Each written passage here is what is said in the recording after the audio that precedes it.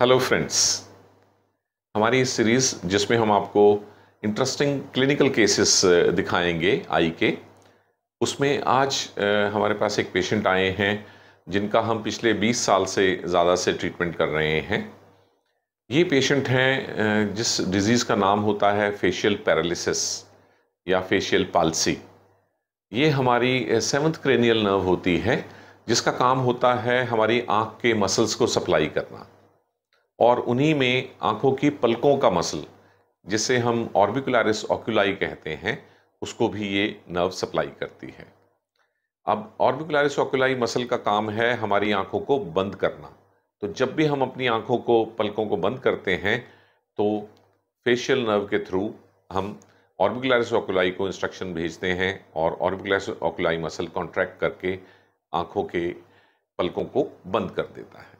अब यदि किसी भी वजह से किसी पेशेंट को फेशियल नर्व की इंजरी हो जाए और उसमें ऑर्बिकुलरिस ऑक्यूलाई मसल पैरालाइज हो जाए या पैरासिस हो जाए, उसका वीकनेस आ जाए मसल में, तो फिर वो पेशेंट अपनी आंखों को बंद नहीं कर पाते।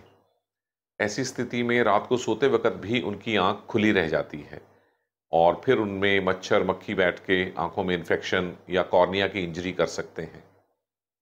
आज जो हमारे पेशेंट हैं ये हैं मिस्टर मनोज शर्मा, जो हमारे पास आज से करीब 21 साल पहले 2001 में आए थे, जबकि इनको आँखों की, इनकी लेफ़्ट आई जो है ये बंद नहीं कर पाते थे। जब भी आँख को बंद करते थे तो एक आँख खुली रह जाती थी। अब इसमें यूँ तो फेशियल पैरालिसिस का कारण आमतौर पे चोट ही होता है, हालांकि और भी कारण हो सकते हैं, लेकिन इनके केस में बहुत इंटरेस्टिंग कारण था कि इनकी जन्म से ही लेफ्ट आई को ये बंद नहीं कर पाते थे। ऐसा तभी होता है जबकि बेबी की डिलीवरी के समय पे या तो कोई उसे फेशियल या टेम्पल पे कोई इंजरी आ जाए, और ये खास तौर पे आती है फोर्सेप्स डिलीवरी में। तो उसी समय पे यदि फेशियल नर्व डैमेज हो जाए तो फिर बच्चे में उस साइड की आंख को बंद करना पॉसिबल नहीं हो पाता है। तो पहले 20 साल तो इन्होंने कोई ट्रीटमेंट नहीं किया और इनकी आंखों में वाटरिंग वगैरह आती रही। फिर जब ये हमारे पास आए तो हमने पहले इनको टीयर सब्स्टिट्यूट्स, लुब्रिकेंट ड्रॉप से कोशिश की कि इनकी वाटरिंग और फोटोफोबिया रुके, और फिर इनकी टार्सोरेफी नाम का प्रोसीजर, ये एक ऑपरेशन होता है जिसमें बाहर की साइड से ऊपर और नीचे वाली पलक को स्टिच कर दिया जाता है, लेकिन उसके बीच में एक रफ सरफेस बनाई जाती है ताकि जब हम कुछ दिनों बाद टाँके खोल दें तो ये दोनों पलकें आपस में जुड़ी रहती हैं, और फिर इसकी वजह से पेशेंट को अपनी आंख बंद करने में मदद मिल जाती है। अब हम देखेंगे कि इस पेशेंट की आज फॉलोअप में क्या सिचुएशन है। पेशेंट मनोज शर्मा जो पिछले 20 साल से हमारी ट्रीटमेंट के अंडर हैं। मनोज, बताइए इस आंख में 20 साल पहले क्या हुआ था, क्या प्रॉब्लम हुई थी आपको? ये आइस काफ़ी खुला रहता था और बहुत पानी निकलता था इसमें से। निकलता था, लेकिन अब मेरा ऑपरेशन हुआ था, उसके बाद से इसमें से पानी निकलना बंद हो गया। ये पानी निकलना कैसे शुरू हुआ था? आंख बंद नहीं होती थी? नहीं, आंख पूरा बिल्कुल बंद नहीं होता। तो ये कब से शुरू हुआ था, क्या हुआ था जब से? ये बचपन से ही था। बचपन से ही था कि आप उसको क्लोज नहीं कर पाते थे, पूरा नहीं कर पाते थे। ठीक। और फिर इस एक उम्र में, पर्टिकुलर उम्र में आके आपने इलाज शुरू किया और फिर उसके बाद से ये ऑपरेशन करके इसे हमने साइड से थोड़ा क्लोज कर दिया था। जी।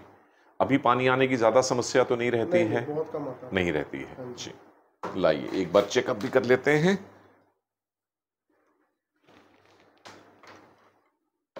लगाइए।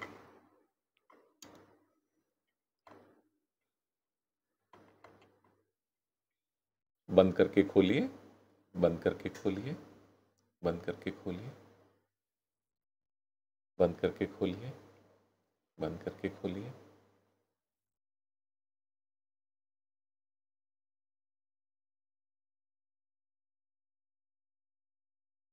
ओके, आप इनकी आई को पास से भी दिखा सकते हैं।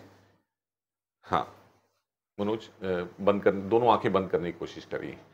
अब आप ये देख रहे हैं कि इनकी आंख पार्टली कवर हो जाती है और फिर इनकी जो पुतली है, कॉर्निया है, वो ऊपर की तरफ रोटेट हो जाता है।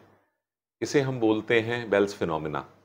तो ये भी गॉड की तरफ से एक प्रोटेक्टिव फंक्शन दिया गया है कि यदि हमारी आंख पूरी बंद नहीं होती है तो कम से कम कॉर्निया जो है वो ऊपर वाली पलक के नीचे चला जाता है, और अब ये करीब करीब इस हद तक इस आंख को बंद कर पाते हैं। पहले ये आंख बिल्कुल बंद नहीं हो पाती थी, और अब इनकी आंख के कॉर्निया खोल दीजिए मनोज। हाँ, खोलेंगे तो आप देखेंगे कि बिल्कुल क्लियर कॉर्निया है। फेशियल पैरालिसिस के पेशेंट्स को इतने सालों तक क्लियर कॉर्निया मेंटेन करना तभी हो पाता है जब पेशेंट बहुत रेगुलर चेकअप्स में रहते हैं।